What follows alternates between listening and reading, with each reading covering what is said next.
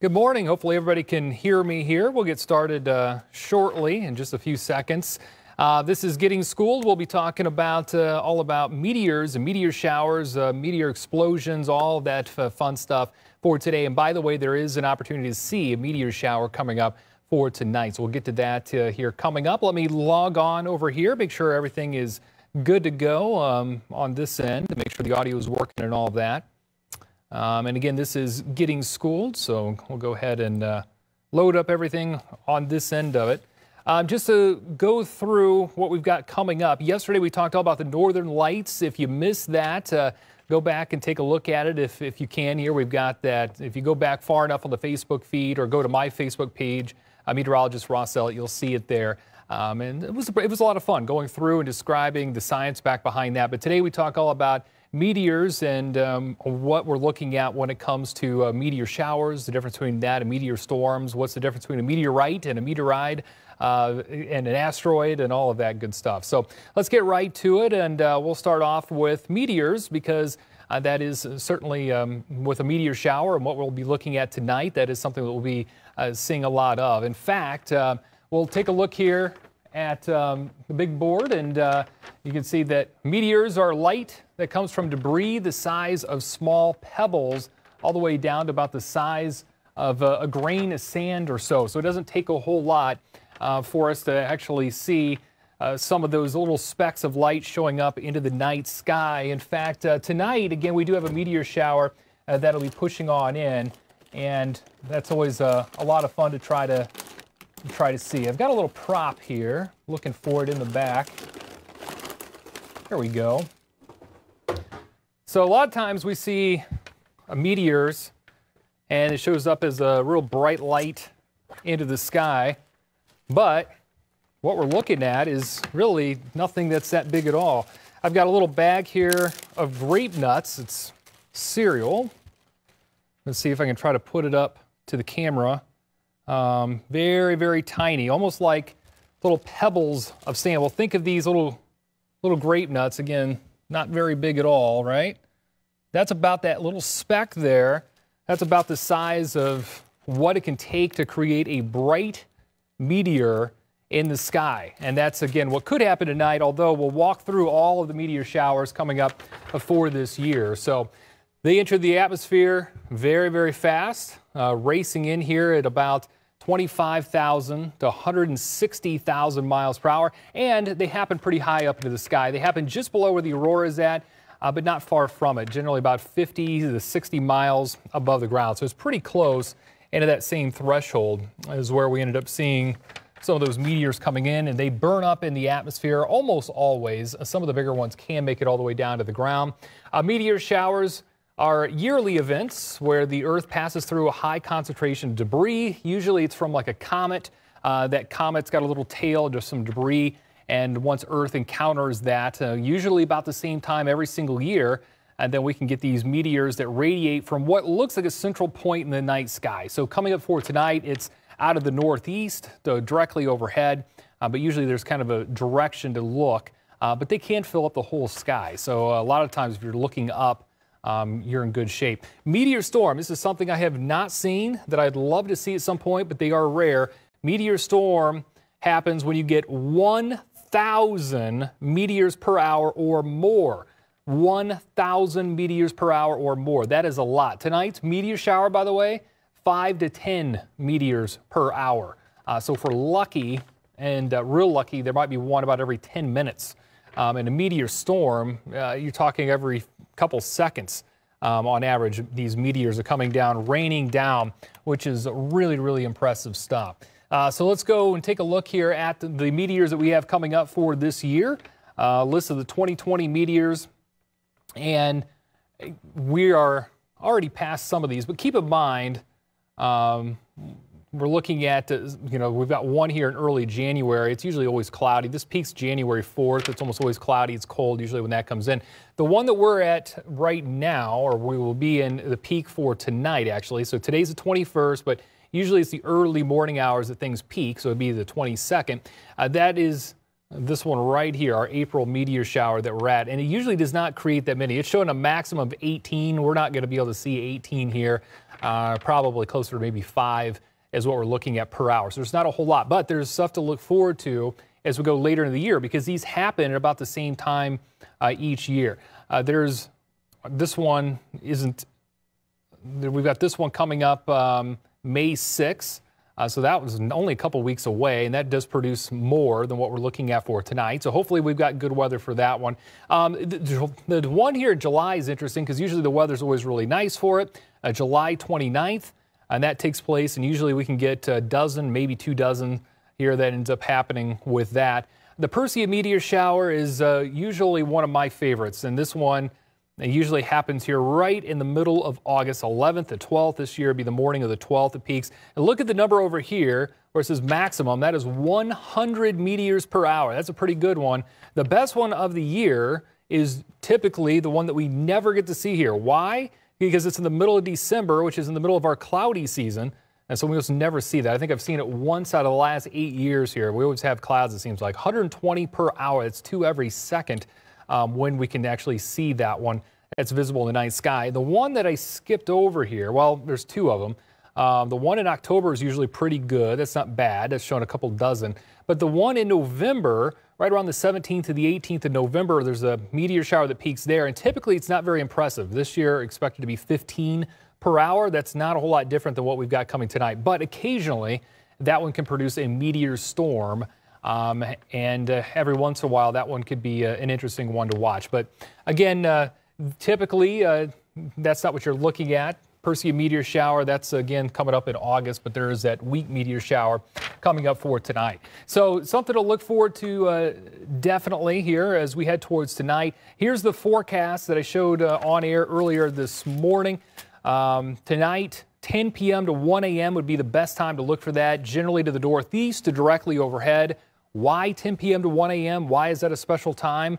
Well, normally it wouldn't be. Normally we'd say stay up as late as you can or wake up as early as you can in the morning, because usually around 3, 4, 5 o'clock in the morning before the sun comes up, those early morning hours, that's usually prime time for these meteor showers to view them. The reason that wouldn't be prime time tonight is that we expect some clouds to move in after 2 a.m., certainly by 3 or 4 a.m., we're going to have some of those clouds move in. So if you're to wake up or stay up all night just waiting for that, you would just see a cloudy sky and be really bummed out and disappointed. But there could be maybe a few of those meteors flying by 10 p.m. all the way to midnight, 1 o'clock in the morning. There's a chance of that. If you miss it, not a big deal. This is 5 to 10 meteors per hour. There's a better one coming on May 6th. And the best ones of the year are again in August, October, November, and then if you're lucky and we're cloud-free, it would be December. But typically by that point, we're pretty clouded over. So it's usually late summer into early fall is the best time for meteor showers in this part of the world. Looking at the night sky forecast tonight, also if you're going to be heading out and trying to look for that, you could see Venus here before midnight. So as long as you're out before midnight and you look to the northwest part of the sky, you'll see a really bright star shining up. That's not a star, that's Venus. So northwest part of the sky before midnight, you can see Venus about 10 p.m. to about 1 in the morning. A chance to see a few of those meteors. Northeast part of the sky are looking directly overhead.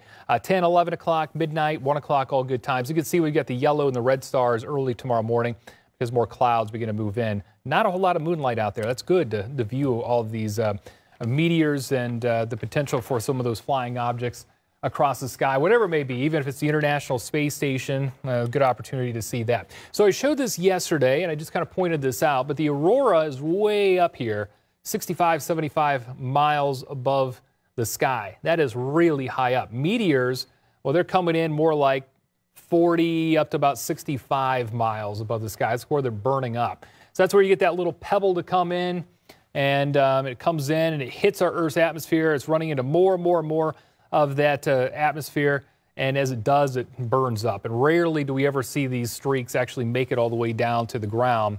It's a pretty rare feat for us altogether.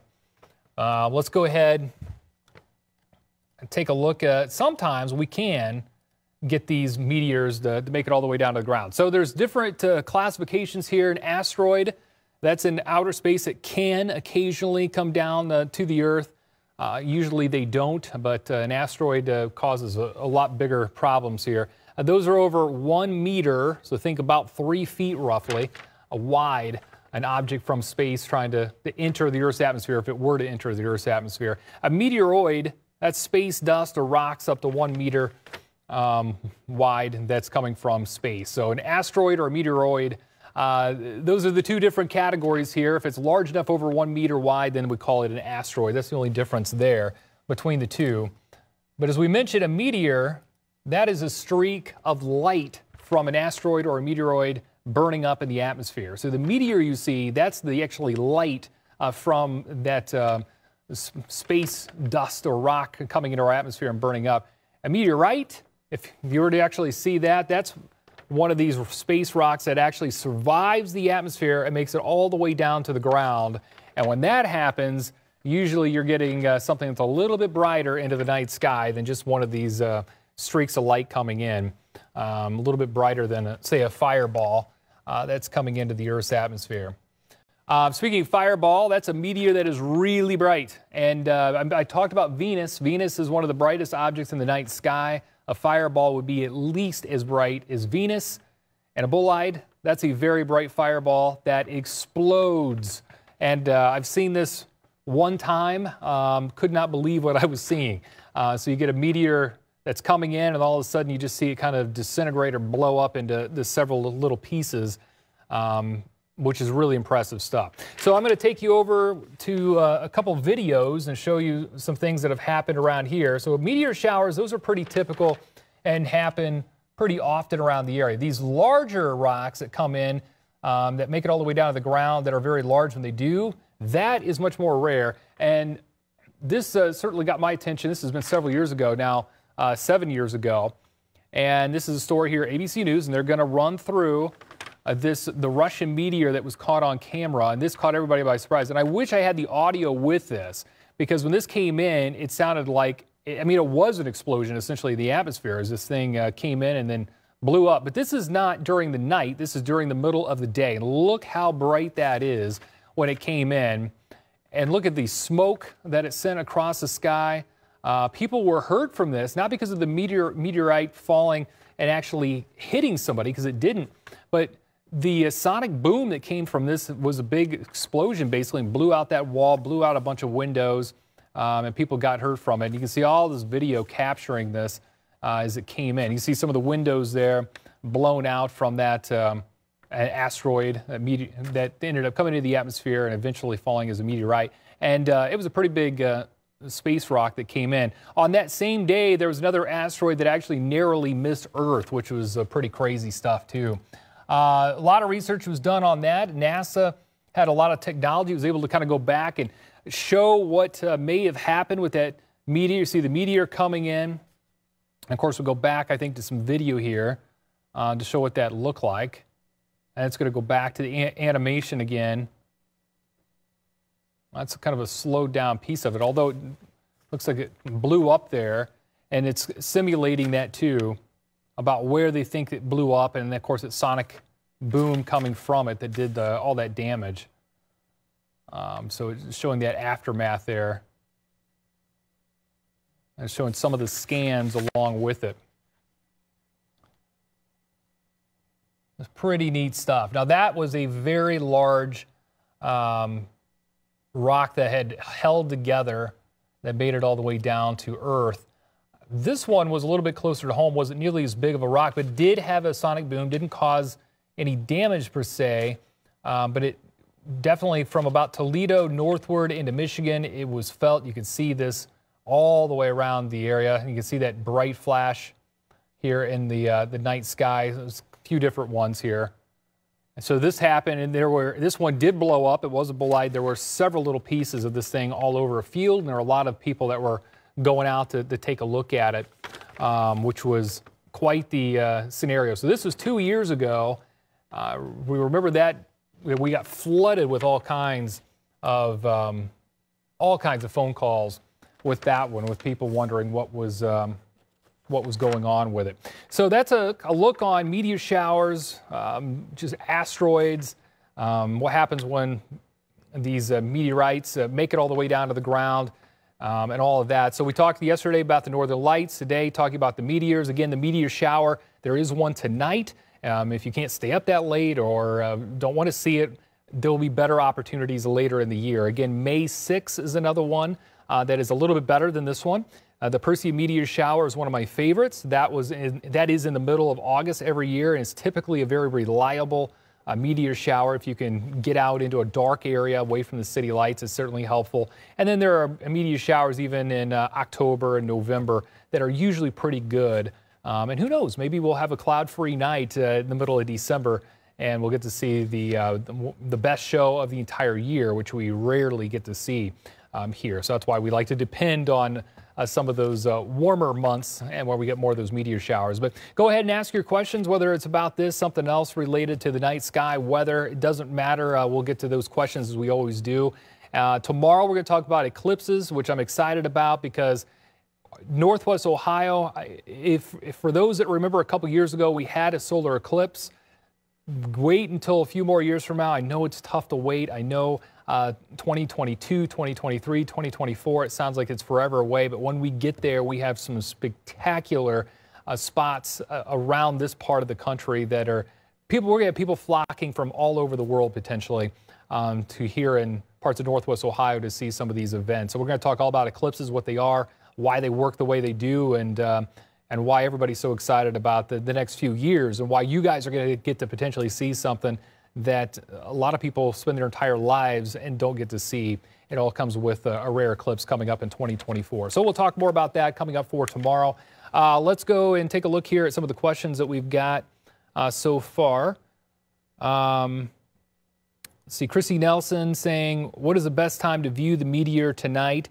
So tonight, I would say it's about 10 p.m. to about 1 o'clock in the morning. Usually we say about 4 o'clock in the morning is kind of your peak. About an hour and a half, 2 hours before sunrise is typically the best time. The reason that is not the case tonight is because we are going to have some high clouds start to move in late tonight, so that isn't going to help. Again, I want to stress there's not going to be a lot of meteors out there tonight, but you may see a shooting star or two. And certainly a good opportunity to look up at the night sky. Don't forget, though, it's going to be cold if you go out and look, so make sure to take your coats. Okay, next question. Can a meteor hit a tree and set it on fire and start a wildfire? It can. I mean, if all the conditions are right, obviously, if it happens in the middle of a forest or something like that, it potentially could. I certainly that's not the main reason we have wildfires, and typically we don't. That would be a pretty rare thing. But it certainly could mess things up pretty badly. Now, keep in mind, we've had most of the meteors that you see never touch the ground. So I showed this is a whole bag of grape nuts here. There's hundreds and hundreds in there. That would be like several hours worth of a meteor shower coming in. That's really not a whole lot there, and all of that would burn up in the atmosphere. If you get some larger rocks to come in, now all of a sudden things get a little bit different. And if you can get, the situation here where you had a major meteorite end up coming in and hitting the ground like you had over in Russia, or you go all the way back to when the dinosaurs were wiped out, and that was one of the biggest tragedies, I guess, for the Earth, if you want to say, especially the dinosaurs, right?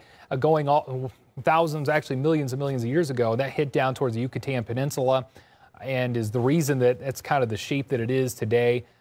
That affected the entire globe in many different ways that scientists have theorized on. So these certainly can range anywhere from not a big deal at all to yes, causing some damage and maybe even starting a fire.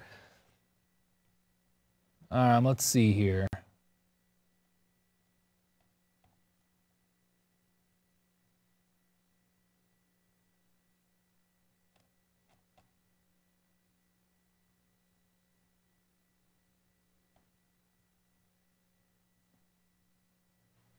How did the sonic boom cause all the damage, sudden change in atmospheric pressure? Yeah, I would have to, I don't know a ton about the sonic booms. I just know that that was just a massive shift, a massive explosion when that thing broke up.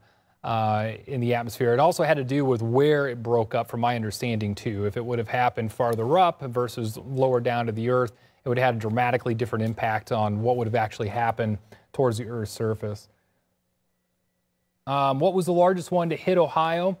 That's a good question. I don't have the answer for that one either. Definitely in recent times, the largest one, and we're talking probably the last 20, 30, 40 years maybe or so, probably the largest one that we've had hit that we're aware of anyways would have been the one just north of here, just into Michigan. It was just north of Ann Arbor. The one that happened a couple years ago, I showed you the video from, and they had pieces spread out all over a field. That's certainly probably the biggest modern day one that we've had. But going back into history, who knows? And there's a lot of these that we just frankly don't know. The reason we know about the big one that happened towards the Yucatan Peninsula and wiped out the dinosaurs is because scientists can actually find traces of that all over the world. It's affected the crust of the Earth in such a way that it had a major impact on everywhere around the globe, on how it shifted the climate, it shifted kind of all the material around it, especially as you get towards the Yucatan Peninsula. There's a lot of evidence to that, but that's also hidden by a lot of water, and that's not to say that there hasn't been other areas that have been blasted quite hard in the past too. So hard to know for sure when it comes to Ohio how large some of those have been, but at least in modern times, probably the biggest event the biggest event that we've had would have been that spectacular sighting a couple years ago, and all the little meteorite pieces ended up falling there into Michigan, even though we could see it overhead here. What would be the normal size of a meteor to hit Earth? Just a guesstimate. Pea size or smaller. I mean, we're talking usually really small stuff. If it makes it down to the ground, they're usually not very big. And again, the majority of what we see never reaches the ground either. Our atmosphere is incredible, not just from the weather that it produces. Yesterday we talked about how if we didn't have an atmosphere, we would never see the northern lights. It's the interaction between the sun's plasma and the atmosphere that creates that. But our atmosphere is protecting us from all that radiation from the sun. It's protecting us there. It's protecting us with these meteors that come in. Now, if you get a large enough one, there's only so much you can do to protect us. But when it comes to the smaller pieces of space dust and rock floating around and bombarding the Earth's surface, it typically doesn't make it all the way down to the surface. So Courtney asking, can the wind change the direction of a meteor? Not really, because the meteor is coming in with so much force that it's coming in so fast. We're talking usually around 100,000 miles per hour. It doesn't really matter what kind of winds that we've got. There isn't going to be a whole lot that's going to push that thing off its path. So that's a lot of force coming into the area. So, but good question nonetheless.